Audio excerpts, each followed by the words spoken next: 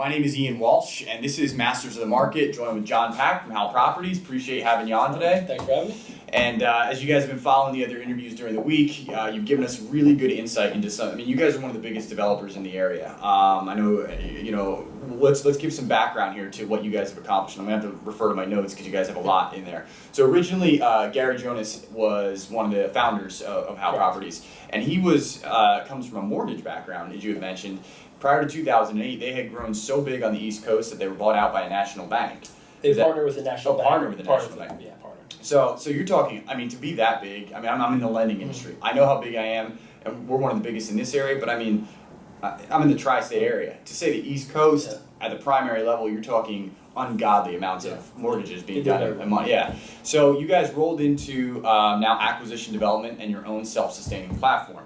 So what I want to talk about is a couple things. One, I like to talk about where the market is, where it's going. A perspective from a guy like you is very relevant, more so than somebody who, say, flipped a house last year. Yeah, you're both investors, but you have such an influence over your markets that you can say, this is where we're going, this is where we were, versus somebody who's got that small bottled view of, hey, I flipped a house last year. And there's nothing wrong with somebody who flipped a house last year, they're just not going to have the same viewpoint you will.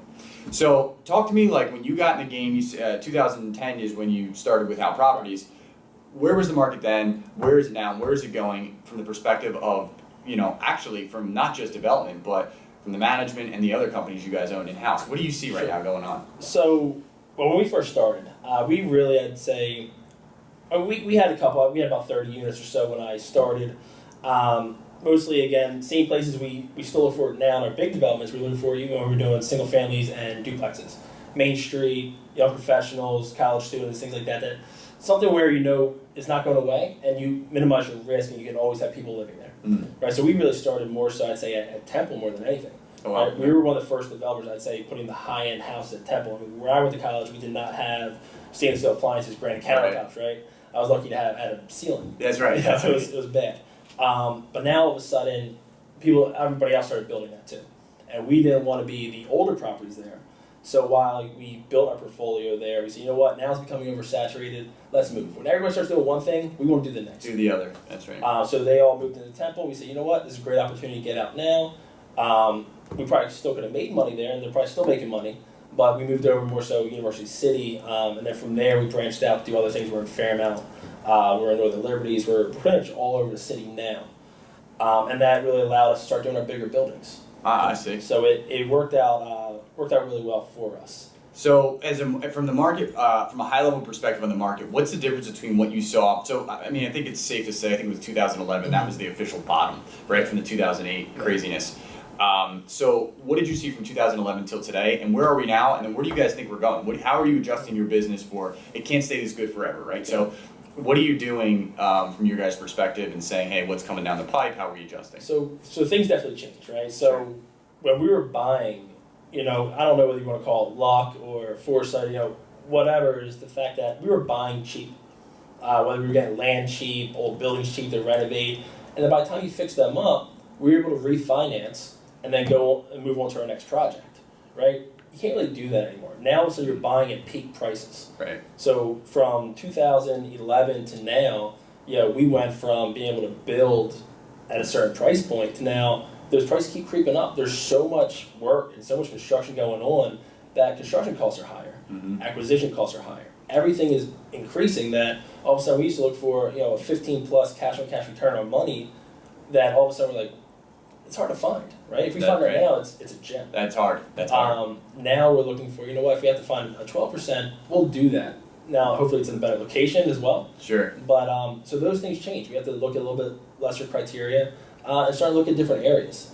When you have this many apartments coming into the market and not as many people, either vacancy rates go up or rents have to come down, one of the two. That's right. And we don't want to be there when that happens.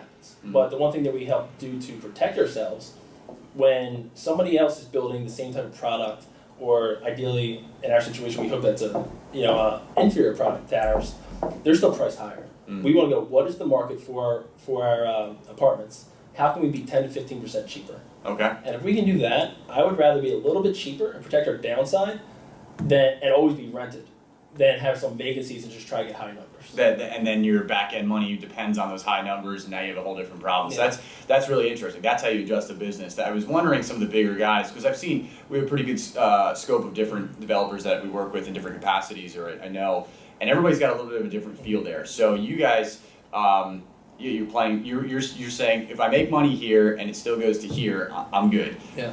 In a bad way. You're saying, okay, I'm still good if it goes this way. Some people get into a position where they bank on that they bank on the numbers we have right now, and if it comes down from that, there's trouble. You can't be in that position when you have 600 units. You can't do that, right? I mean, that's so much money on the streets. So now we were talking before, and we've kind of talked about it a little bit here. What you were saying, what makes you guys unique, and you guys are truly a self-sustained real estate operation, not just not just development, not just property man. I mean, you guys have it all. Explain how that works. So, something that we pride ourselves on is really being able to, what we consider, continue the entire life cycle of real estate, right? So whether you need to buy a home, we have our own brokerage. If you want to sell it, obviously same thing. We have our own flip division. We have our own restoration company for emergencies. Mm-hmm. We have a high-end remodeling company. So they're doing work on the main line. We have our own construction company. We have our acquisition development. We have our property management. So we pretty much do everything in-house. So no matter what you do, when you buy your first home, come to us. When you're ready to sell that or get your first investment property, we can help you with that too. Wow. When you want to move up and go, you know what, I did a couple flips, I want a bigger project, I'm not sure how to do it. Well, guess what? We partner with people all the time and we teach them how to do it. Wow. There's enough product on the market and there's enough real estate for everybody to make money. We have no problem showing you how to do it. Maybe we'll just build it for you. Maybe we'll finance it for you. Something along those lines. And this way we can help everybody continue to work it that way. A lot of people like to, say, hey, you get that buzzword in real estate, I want to be the one-stop shop, right? There is a huge difference between what you guys are doing and what most people think they're doing. You guys have massive operations running individually that then can come together at the right moments to do things, as opposed to, you can't be doing 5 or 6 deals a year, 5 or 6 units a year. You can do that at 5 or 6 deals at 1,000 units a year. But so each one of those companies operates individually. Is that correct? Independently, and that's why it's successful. Like you said, if you're a one-stop shop where you have a couple people doing it all, it's very hard. You're pulled too many directions. We have a great team in every single division that we trust to run it themselves, right? So we don't need acquisitions involved with the flip team. Or vice versa. I mean, the flip division even has different construction crews than our construction company, right? So when everything's separate, it's just a different division that's doing it that can then feed into the next one. And so you have overlap when you need it, and when you don't, it's still generating revenue as need be. Exactly. So that's big. That's next level stuff. So that is definitely a niche. I don't know any other companies that have that full sphere going on. So, on the next one, specifically because you're in acquisition development, you want that next 10 to 15 unit project, the abandoned warehouse. How do people contact you? So just go to our website, www.howproperties.com. Shoot me an email individually. It's John, JOHN, @howproperties.com. Put you in touch with the right people, or any division that we have, and we'll go from there. Perfect. And you guys know me, Ian, IAN, @hardmoneybankers.com.